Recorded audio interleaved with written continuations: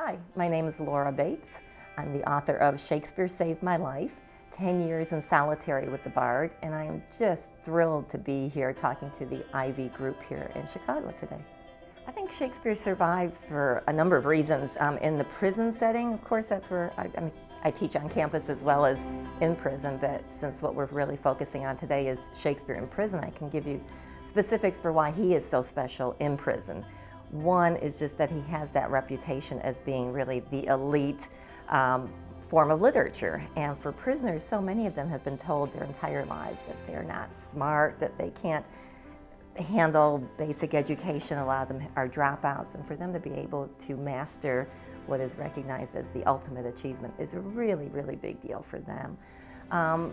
Another thing just quickly that Shakespeare offers, I think personally more so than other authors, he really does allow for a multiplicity of interpretation. So for prisoners, that's a very important lesson too, that you can look at a piece of literature and see it from multiple perspectives and so often find a way to connect it personally to you. For some, it definitely was, and there are some that will say that they picked it up and threw it aside and said, no, not for me.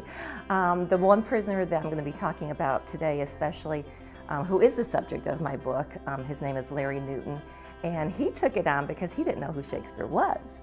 And it was only after he started to look at the text that he said, oh my God, what have I gotten myself into?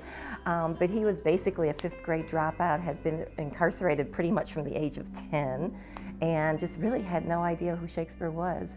But ultimately, he ended up being our greatest success story, too.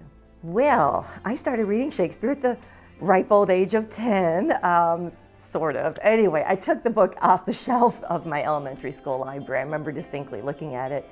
It was Macbeth. And to this day, I was teaching Macbeth on campus just last week, and to this day, Macbeth is my favorite play.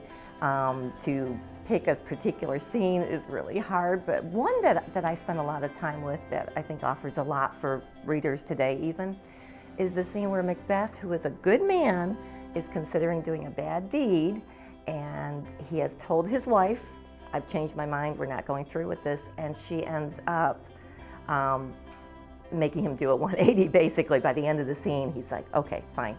But the way she convinces him is by using what's recognized as sort of the classical rhetorical appeals. There are three kinds of appeals that,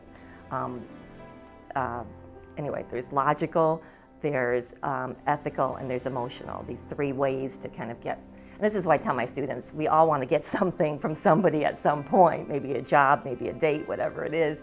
And it's really fascinating to see how she uses all three of those kinds of appeals and which one finally Macbeth gives into. It's not the emotional, it's not the ethical, it's actually the logical. So the first time I decided to go into prison to begin with was the result of an argument that I had with one of my husband's friends who was doing work in maximum security prison. And I thought at the time, that's a waste of time. You know, these guys are beyond rehabilitation. You should be working with first-time offenders. So that's what prompted me kind of, you know, to put my foot where my mouth was, I guess, and enter the prison for the first time, just, you know, to test out my own theory. So the first thing I did was work here in Chicago in Cook County Jail.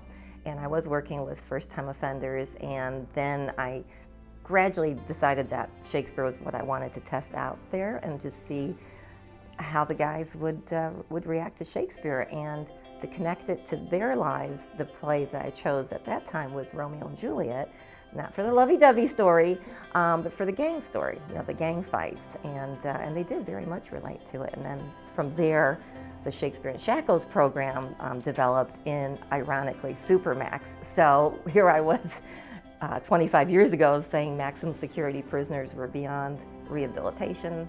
25 years later, I'm in Supermax and having to admit that nobody's beyond rehabilitation, and Shakespeare has a chance to reach everybody.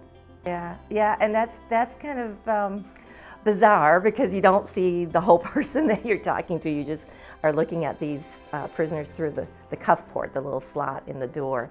And what's really fascinating is when they are talking to one another, they can't see the person next to them at all. Sometimes they don't even know which prisoner was placed in a particular cell. So that's really fascinating, and yet they have these intense conversations. The first time entering, it definitely feels like an unreal world. By then I had been in a variety of types of prisons, but Supermax is unlike any other prison. It's much, much more locked down, much more restricted. You go through so many more levels of security and so many more doors, seal shut behind you, and until eventually you're in a small little, like a closet environment, and that door seals behind you as well. Yeah, and then it's a leap of faith. It's like, well, okay, here I am. You got to go forward now because there's no stepping back, which is interesting because one of the prisoners said they talked about that when it came to committing a crime, that there's the point where you reach the point of no return. So I think for me, as a volunteer, as an educator, there was that point of no return where you've entered, you're facing your students, these prisoners, the door locks behind you. And by the way, you're alone, so you don't have the armed guard or somebody beside you, which so often people assume that you do. But no, it's just me and them and Shakespeare. The ultimate purpose for the program really evolved over the years. I was there for a total of 10 years in segregation. I thought I was only going to spend 1 year, but once you get involved, it's very hard to stop. And initially, my goal was really just, I assumed these guys would be lonely, isolated and alone. And so I had the idea that having the Shakespeare book in their cell would sort of populate their isolated and empty world with other people, with other characters through these works. And it definitely did that, but then on a much deeper and more profound level, the prisoners themselves started to teach me that it was really connecting with them and changing their lives. As they examined Shakespeare's characters, they were examining their own character. And then that led to some real change for many of them. Okay, there's one in particular who I've already mentioned, Larry Newton, and you're going to hear a lot more about him this evening as well. For him, it literally saved his life, and that is where the title of my book comes. It's Larry who told me one day that Shakespeare saved my life, and that ultimately ended up being the title of the book.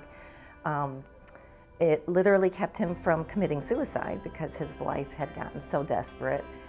This is somebody I mentioned was incarcerated in juvenile facilities from the age of 10. By the age of 19, he's already in Supermax isolation. He's serving a life without the possibility of parole sentence. And for folks in Supermax, or prisoners in that kind of unit, they have what's called suicide by homicide, where if you're serving a life sentence for murder and you commit another murder in the prison, usually that is a direct ticket to death row. And that was his plan, his idea, his thinking that this is the way out of this life of just such torment and misery. And then along came Shakespeare, and one of many things that it did for him was give him a purpose in his life. And so to this day, more than 10 years later now, he continues to live in prison, where he will be probably for the rest of his life, but he continues to live it in a positive and productive manner, and that makes all the difference. In fact, he says, this prison of concrete and steel, this prison, he says, isn't the one that matters. It's the prison in your mind when you are restricted by your own thinking. But once you can free your mind, as he says, Shakespeare literally freed him in that sense. Well, I get to go to wonderful places like this and meet interesting Ivy members and learn about Ivy, which I think is just such a great university and a great idea. I keep telling people that I hope this is accurate. I describe it as TED with cocktails. Like, what a combination. It's just so perfect because, these are two wonderful ways to enjoy life, right? The intellectual pursuits, but coupled with the good life and good food, good drink, good company.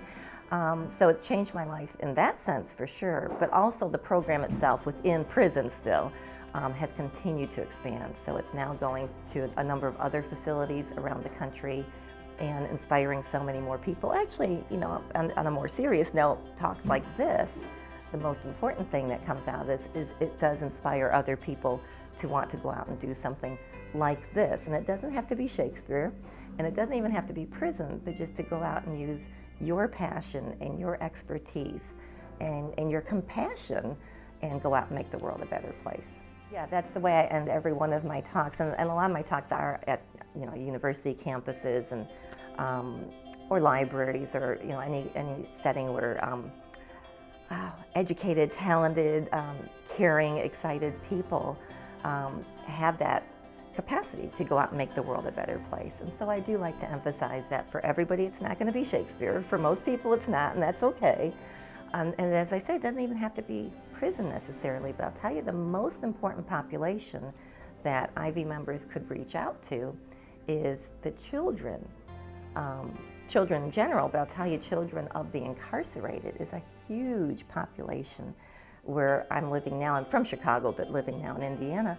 In the state of Indiana, the statistic is 1 in 8 children have a parent incarcerated. So that's a huge population that unless some caring person steps in to give those children a positive direction, you know that their role models are going to more likely take them in another direction.